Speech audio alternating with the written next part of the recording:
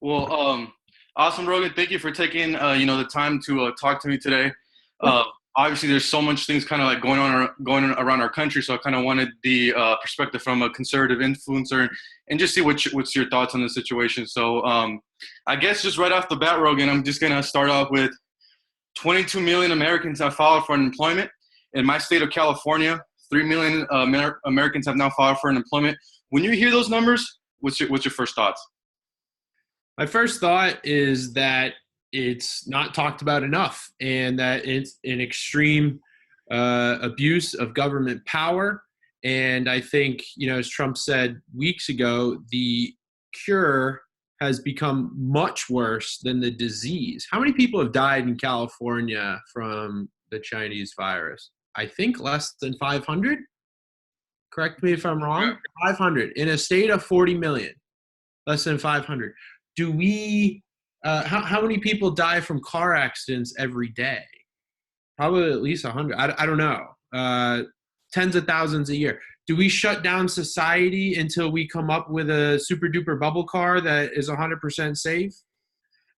Do we shut off all alcohol supply until we come up with an alcohol that you can't overdose on or get addicted to? We are a free society, and with that comes a little bit of risk and danger, but that's a risk that most Americans, the overwhelming majority, are willing to take. And I think originally there was a lot of fear and unknown information about the Chinese virus, but now at this point I think we've got a much better grasp on it. We have therapeutic treatments, and the numbers, it's a 99.8% survival rate. And that's just the people that are tested. Right now, a study just came out from Stanford yesterday, where it showed that the number of people actually infected with corona is probably 50 to 85 times higher than what we're seeing in the testing results, which means that the fatality rate is 50 to 85 times lower than what it's currently measured at, which is right now about 0.2%. Which means about 0.002% of people are dying from this disease. So we have tens of millions of people out of work waiting hours in line for food for a disease that has a 99.997% survival rate. That to me does not seem right. And obviously, Rogan, the government passed the biggest stimulus package in history. Included in that stimulus package was a paycheck protection program. It was about $350 billion for small businesses. The latest reports show that federal funding has already dried up. I'm not sure if you heard of it yet, but there was a senator from Missouri, Josh Hawley, who actually presented a bill that said that he believes the federal government should pay the employers at least 80% of their employees to keep them on payroll, so they don't have to fire them or furlough them. What do you think about the federal government kind of doing that? Where they'll pay, they come up to our small businesses and say, hey, we'll pay 80% of your staff, just keep them on the payroll. What do you think about that? I think if the government is going to force your business to shut down, they have to pay you market compensation in return. What that number is up for debate. But just as we have with eminent domain, if the government seizes your house to build a highway, which obviously we don't want that to happen, but there are extreme circumstances where that may be acceptable, they have to pay you market compensation. That's a constitutional right. And likewise with state and local, if they're going to shut down your business, they have to pay you. And I think, some of these grants, some of these interest-free loans are a great start. But I mean, in the end, I don't want this to happen. I want capitalism to provide the money. I want people to voluntarily exchange money and for goods and services. So if they are going to shut it down, they do have to pay, I believe. Yeah, the interesting thing is, for folks who don't know, Josh Hawley is actually a Republican who proposed that. So interesting thing. Now, Rogan, I kind of want to get onto this. We're going to stay on the subject of Josh Hawley, actually. Now, Rogan, I think what's very interesting, I'm not sure if a lot of your followers know this, but your background is in law. And so I wanted to actually get your feedback on this. So Josh Hawley, that same senator, is also proposing another bill that would allow Americans here in the States to actually sue the Chinese party of China because of the COVID-19 situation. What do you think about that? Could that actually work out? I don't even know how that would work out, with legality and all that. Well, typically, we are not allowed to sue foreign governments. That's something that's left up to the United States government, and they can handle it in international courts. They can handle it in treaties. It's very dicey because then you're getting into international relations.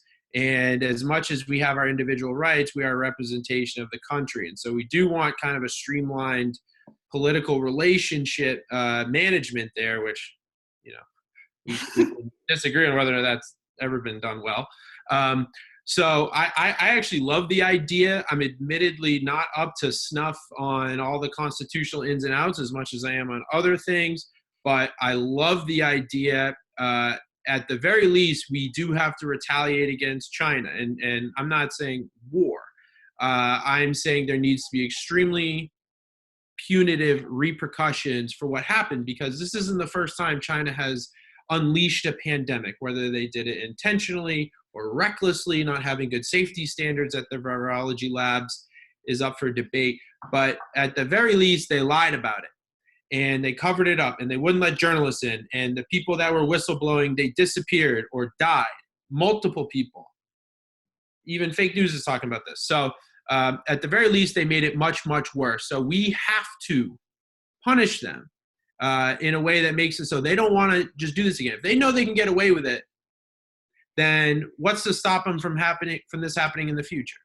So I love the idea by Josh Hawley. I'd love to see it happen. It'd be really tough argument to argue against that, in my opinion. And my other question would be, Rogan, so let's say, let's not talk about Trump, but let's say you are the president of the U.S. right now in this moment. How do we go forward with our relationship with China? Because obviously there's such a big factor in our economics. They're one of our biggest trading partners, obviously. But I've been actually watching news from from other countries, and they're all putting the focus and blame on China. I was watching news from India. They're all, focusing on China, Australia, countries in Europe as well. For us, the U.S., how do we even go about punishing them? Yet, obviously we don't want to hurt economically here. It's just such a, it's kind of a weird spot where we're at. What do you think we should even do?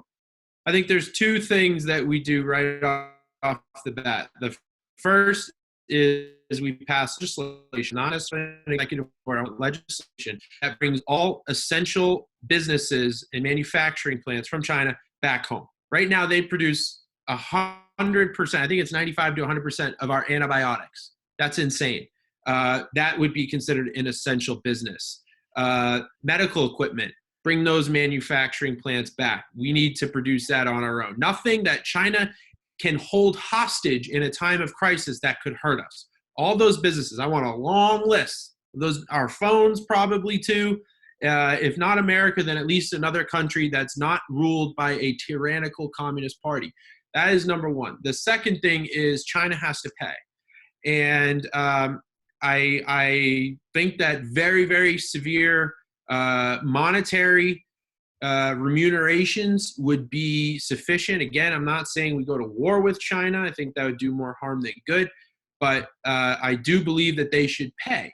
And I think that number is going to be in the trillions based on the effect that it's had on our economy, based on the families that have lost loved ones from this, and, punitive damages on top. Hey, naughty, don't do it again. So right now we owe, I think, a little over $1 trillion in national debt to them. That's a good start. Let's wipe that clean. And then let's probably throw at least another 2 to 3 trillion on top as compensation. And that money has to be distributed to Americans. That doesn't go to the federal government and they, send it to their buddies. That has to go to Americans and businesses that were affected by this. I think those two steps would be a great start that a lot of people, I think, would get behind. Yeah, Roy, let's kind of shift gears from China and let's actually talk about the election. So we're obviously in 2020, we're in an election year, but one thing that is hitting us in election year is this pandemic. So we're going to see how this actually plays out with voters. I want to get your take, and let me see if you kind of agree with my analysis here, that this pandemic is really going to hurt Biden because Trump is actually already the incumbent president. He has a strong approval rating. His base is behind him. And I feel like if you are going against the incumbent, you need the campaign rallies more than anyone. You need to be out there shaking hands and getting voters excited. do you kind of agree with my political analysis that this pandemic, basically canceling campaign rallies, that this actually could hurt Biden more than Trump, because Trump already has his base. He already has that powerhouse of money from fundraising. What's your thoughts on that, Rogan? Well, Jorge, it's a rare occasion when I don't agree with your political analysis. You're generally really, really spot on, which is why I love your work and promote it when I can. I think you're right. I think this is a massive advantage for Trump. Right now, there is zero political oxygen for Biden to make any type of impact. Right now, Trump putting his name on the checks, which I don't know if that was true or not. I think it's true. But either way, right now, people are looking at Trump as the guy that is not only showing strong leadership, but he's the one that sent out checks to Main Street. Even Obama, when he did a bailout, it went to Wall Street. It went to their friends. Trump gave money to Main Street. And that's something that's never been done before. George Bush didn't do it. Obama didn't do it. So as much as I don't agree with bailouts, if we are going to do them, put the people first. Put the people most affected by this. These corporations, yeah, they'll take a hit in their profits, but these people are literally starving. And right now I'm seeing a lot of positive reactions to Trump having handled that. And I do think the economy is going to bounce back. It's not like Biden had rallies anyway. He could probably satisfy the 10 people or less requirement still with his rallies. So I don't even know how he gets votes in any large number, to be honest. But right now, Trump does have a humongous advantage in terms of showing his leadership. It was a test for him, and I think he has come through strongly. And any attacks on he delayed, he didn't act quick enough, there's so much evidence of him saying we need travel bans, and Democrats saying you need to go to Chinatown and Chinese restaurants, and especially in New York City where it's so much worse than everywhere else. So they clearly messed up. They underestimated this way more than him, and he's looking good. But I do want to see it back to regular life as soon as possible.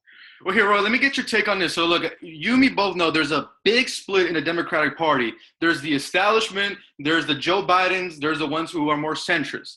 But then we're seeing this other side, this progressive movement, this populist movement that's kind of started from the Bernie Sanders. And there's a big split on the internet. There's a big faction of the Democratic supporters say we won't vote for Biden because he won't fight for Medicare for all, $15 minimum wage, free college. As a Republican, is there a way that you could draw in these Bernie supporters to vote for Trump? I believe in the 2016 election, about 15% of the Democratic voters did vote for Trump. They were actually Bernie supporters because they agree with you on trade. Is there a way that you guys could bring these voters in? And the thing is, on the internet, as a journalist, I'm always on the internet, and I see Republicans calling Bernie supporters communists and socialists. Do you think is that actually a good strategy to bring people to your side if you're calling them communists and socialists, when a lot of these people actually are just struggling with student debt? They feel like the healthcare system doesn't work for them. Is there a way to bring these into the Republican Party, Rogan? I think you're absolutely right. And it's something I've thought about and something I'm probably a little guilty of. When Bernie was in the race, yes, people like me and others, we, make jokes at the expense of the Bernie bros. These kind of, what we call, lazy socialists or communists, and communism hasn't been done right. And there's value in those attacks. But you're right. This is about winning elections. This is about coalition building. And jokes aside, we as Trump supporters do have a lot in common with many Bernie supporters. There's different tranches of Bernie supporters. You got your just far left, gender activists, white men are evil, whatever, wackos. But then you got a lot of people who are just really upset at the establishment, upset at DC, right, upset at the way things are going in the country. And they aren't necessarily that radical, that activist, but they see Trump, the fake news screwed Bernie. He's also screwing Trump. There's a lot of synergy there. So I personally have felt that and thought to myself, okay, we need to actually open up and welcome these people if they want to come into our party. And I think it's very, very ripe for the picking. I think your instincts are spot on, that they are looking for a home, and we can peel off a lot of them, and especially in more so if we have a more welcoming approach. So I agree with you on that. Awesome. And then Rogan, we're hitting here about 15 minutes in our interview, so I'll hit you with this last question. I don't want to keep you all day and stuff, but is there anything that could happen now between November that will cost Trump the reelection in your eyes as a Republican? What could go wrong that you're like, okay, we can't lose if this happens? If the economy doesn't bounce back as strongly as he is saying, or people are going to give him some wiggle room. Right now, this disease, this just wasn't an American thing. This is a global thing. So it's all equal. And right now, we are going to be competing against all these other countries coming back online. A, do we get our economy running? B, do we have a resurgence of the Chinese virus? Do we have general acceptance of how our new way of life will be in the short term?